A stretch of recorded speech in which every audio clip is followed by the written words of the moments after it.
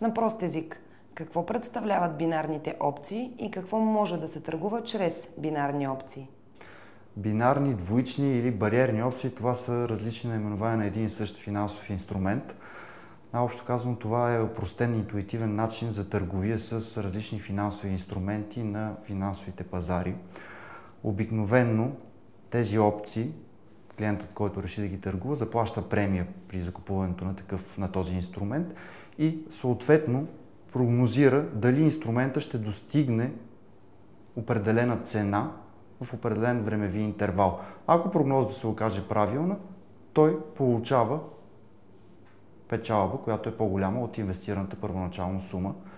С тези опции може да се търгува на практика почти всеки един инструмент, но най-популярни са за търговия с валутни двойки, или така наречения Форекс, борсови индекси и някои суровини и стоки, петрол, злато. Също така могат да се търгуват дори икономически данни, например очакванията за инфлацията за определен месец в определена икономика. С колко пари може да се започне търговия с бинарни опции? Минималната сума за откриване на договор за търговия с бинарни опции зависи изцяло от конкретните условия на определения брокер. При някои брокери тези суми са доста високи, от порядъка на няколко хиляди евро, при други са много малки. При нас конкретно в Елана Трейдинг може да откриете договор без минимална сума. Така че може да започнете да търгувате валутни бинарни опции буквално с няколко десетки евро по сметка. Толкова, колкото да си заплатите първоначалната премия при закупуването на опцията. Какви са приликите и разликите при търговия с бинарни опции, за разлика от валутната търговия? Приликите между бинарни опции върху валутни двойки и валутна търговия, или позната под името Форекс, основната прилика е, че и двата вида инструменти се влияят от цената, от движението на съответната валутна двойка. Това е основната прилика между двете. Другата основна разлика е, че при бинарната опция премията или съответно фиксираната загубата и печалбата са предварително известни и са фиксирани още в момента на закупуване на самата опция. Така, реално погледнато, риска при търговия с бинарни двойки е по-малък, тъй като загубата потенциална и потенциалната печалба са предварително известни. При валутната търговия това не е така. Там съответно загубата и печалбата могат да бъдат както големи, както и малки и не са предварително известни и фиксирани. Това е основната разлика. Реално погледнато, валутната търговия се явява малко по-трудна и малко по-сложна. Колкото до това има ли прилики между търговията с бинарни опции и залаганията в казиното, според мен приликите са изключително малко, разликите са съществени. Бинарните опции върху валута отразяват движението за тях стои цялата една икономика на съответната държава, със съответната валута, Централната банка. Така че, за да може човек правилно да прогнозира, той трябва да познава икономическия фундамент или икономическите фактори, които движат и определят цената на дадена валута спрямо друга. Това нещо не е просто късмет, а са нужни знания, опит, за да може човек правилно да прогнозира.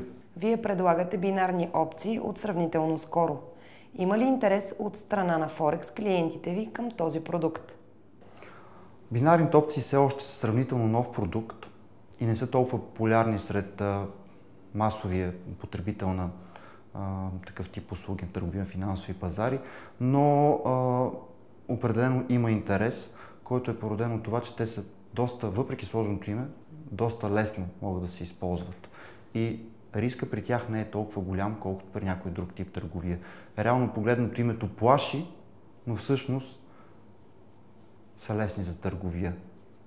Подходящи ли са бинарните опции за начинаещи в търговията?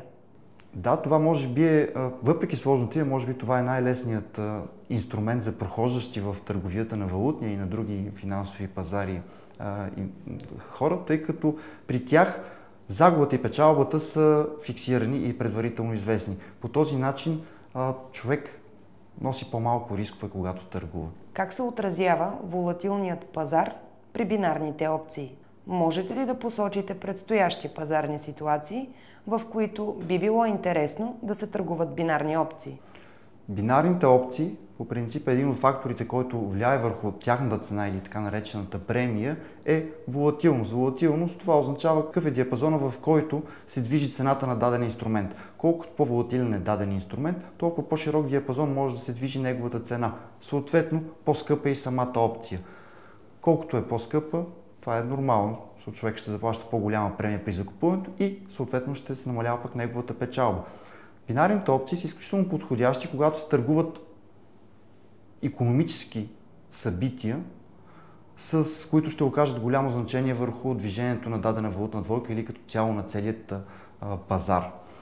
С тези опции, тъй като премията е предварително известна и фиксирана, съответно човек не може да загуби повече, отколкото е платил при закупуването на опцията и по този начин той може да се възползва от несигурността, която ще породи икономическата новина, с фиксирана загуба и с фиксирана платена премия, неговата печалба да е значителна. Така че те са подходящ инструмент за търгуване точно в несигурни моменти, когато пазарите са волатилни и когато има големи ценови изменения. Има прекалено много брокери с съмнителна репутация. Кой е отличителният сигнал за такива фирми? Когато избирате брокер, няколко са нещата, които трябва да гледате. Първото и най-важното е дали съответният инвестиционен посредник или брокер има лиценз за опериране в съответната държава. Това, наличието на лиценз, означава, че този брокер, неговата дейност се контролира от надзорен държавен орган. Парите на инвеститори, на клиента са защитени по някакъв начин от законодателството на съответната държава. Така че това е първото нещо, което трябва да проверите, когато преди да си откриете сметка. Какъв е статута на този брокер и дали той е лицензиран от съответната комисия за финансов контрол. Второто нещо, което е също доста важно, от колко години този брокер е на пазара, колко дълго време се занимава с предлагането на такава услуга. Колкото по-дълъг е период, толкова по-стабилен и сигурен съответния брокер. Това са двете, може би, най-основни неща, които трябва да може да отличите един брокер. Ако трябва да дадете само един съвет за успешна търговия с бинарни опции, какъв би бил той? Съветите при търговия с бинарни опции не са един и два, но ако трябва да откроя един по-значим, който е основополагащ за този тип търговия, а и не само за всеки един вид търговия, човек трябва да е информиран. Трябва постоянно да знае какво се случва на пазарите, защо се случва. Трябва постоянно да се чете специализирана литература, да се четат специализирани новинарски сайтове, за да може постоянно човек да е в крак с съответния пазар, на който търгува. Това е основният съвет, който бих дал към всеки един начинаещ и не само, защото дори опитните трейдери понякога забравят този толкова важен съвет.